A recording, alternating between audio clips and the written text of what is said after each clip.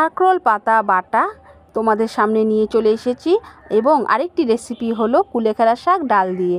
তো বন্ধুরা চলো আমি তোমাদের বলছি কিভাবে কি রান্না করলাম, সবই দেখাবো। এই যে খাকরোল পাতাটা নিয়ে আসছি বাজার থেকে, নিয়ে এসে দেখো পাতাটা কি সতেজ আছে, খুব ভালো লাগলো। পাতাটা গোড়ার দিকে দেখো কতটা মাটি। খাকরোল পাতা বাটা আমার কিন্তু ভীষণ ভালো লাগে বন্ধুরা।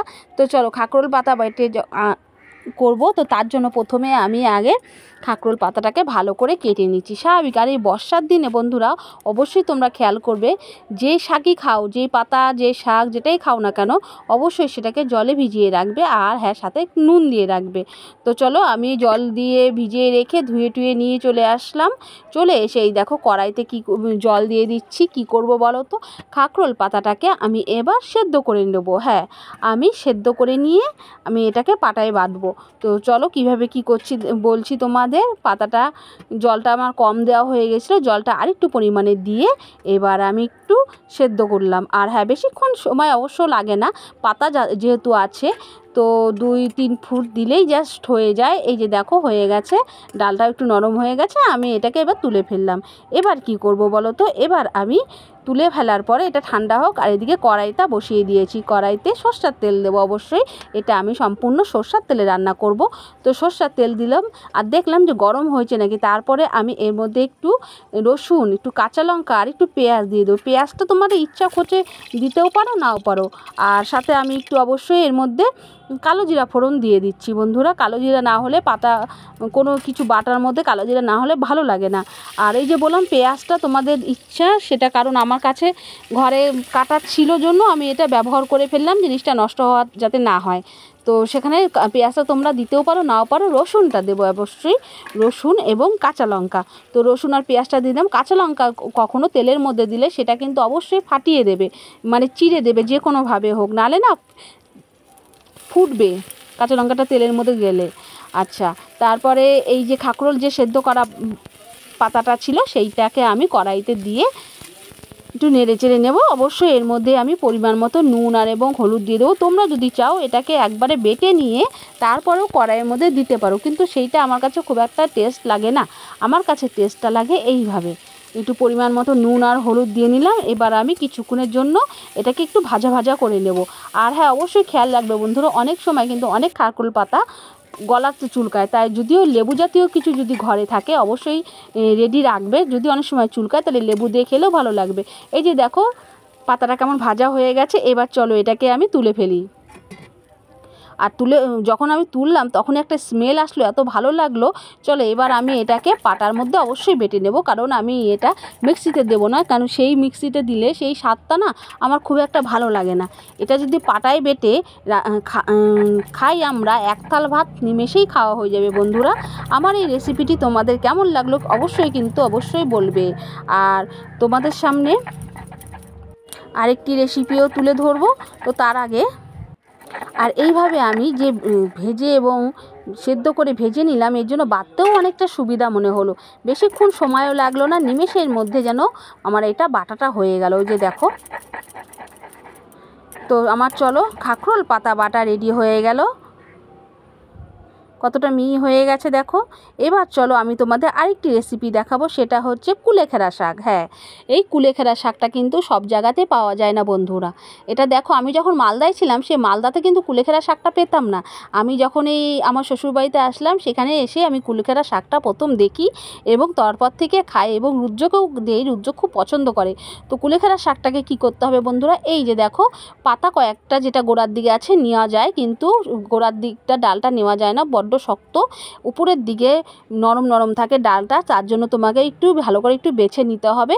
আর এটা খেলে খুব, যারা খায় তারা জানে অবশ্যই, যেটা প্রচণ্ড উপকারী একটা পাতা, যেটা আমাদের শরীরে আয়রনের ঘাটতি পূরণ করে। এই কুলেখাড়া শাকটা রুদ্রকে যেভাবেই রান্না করে দাও না কেন খুবই ভালো লাগে।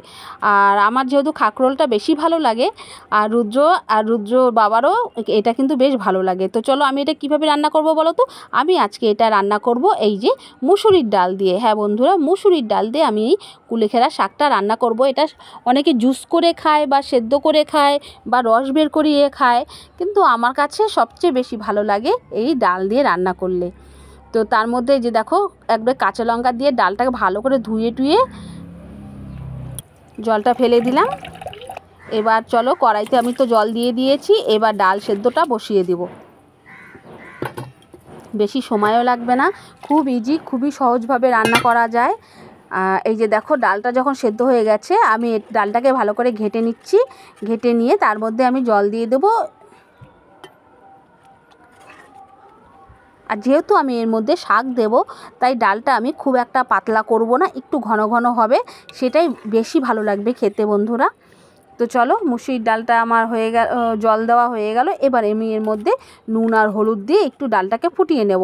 এই যে দেখো নুন দিয়ে দিলাম, হলুদ দিয়ে দিলাম। এবার ডালটা একটু ফুটে নিই, যেহেতু জল দেওয়া হয়েছে। ফুটা হয়ে গেলে এটাকে আমি নামিয়ে নেব। ফুটন্ত ডালের মধ্যে তোমরা যদি চাও এই কুলেখাড়া শাকটাও দিয়ে দিতে পারো, সেইভাবেও করলে কিন্তু ভালো লাগে। তবে হ্যাঁ, সেটা একটু সেদ্ধ, ডালটা একটু গোটা গোটা থাকলে ভালো লাগবে। এইভাবে পিষে নিয়েছি তো, তার মধ্যে ওইভাবে না দিয়ে ভালো লাগবে না। তো যাই হোক বন্ধুরা, আমি আমার মতন করে রান্না করছি। আর এই যে দেখো ডালটাকে নামিয়ে নিলাম। এবার আমি কড়াইতে তেল দিয়ে দেবো। এটা আমি অবশ্য সাদা তেলেই করলাম, দেখলাম তেলটা গরম হয়েছে নাকি। তার মধ্যে আমি দিয়ে দিলাম কি কালো জিরা, হ্যাঁ কালো জিরা ফোড়ন দিয়ে নিলাম। আর এর মধ্যে আমি দেবো একটু শুকনো লঙ্কা ফোড়ন দিয়ে দিলাম। তারপরে আমি দেব এর মধ্যে রসুন। হ্যাঁ বন্ধুরা, এই রসুন ফ্লেভারটার জন্য বলতে পারো রুদ্র বা রুদ্র বাবা সবারই খুবই ভালো লাগে বন্ধুরা। তো এইভাবে আমি রান্না করলাম। আর এর মধ্যে আমি এবার এই শাকটা দিয়ে দেবো। শাকটা দিয়ে, যদিও বললাম যেহেতু ডালের মধ্যেও দেওয়া যায় আর এইভাবে তেলের মধ্যেও দেওয়া যায়, তো বেশিক্ষণ আমি নাড়াচাড়া করব না। অল্প একটু, যাতে শাকের একটা হালকা যে স্মেল থাকে সেটা কেটে যায়। তো হালকাভাবে একটু নাড়াচাড়া করে নিলাম। একটু নুন আর হলুদও দিয়ে দিলাম। আর শাক জাতীয় বেশিক্ষণ নাড়তে না হলেও হয়ে যায়। এরপরে আমি এর মধ্যে ডালটা দিয়ে দেবো। এই যে রেডি করা ডালটা আমি দিয়ে দিলাম। এবার আমি কিছুক্ষণ ফুটাবো।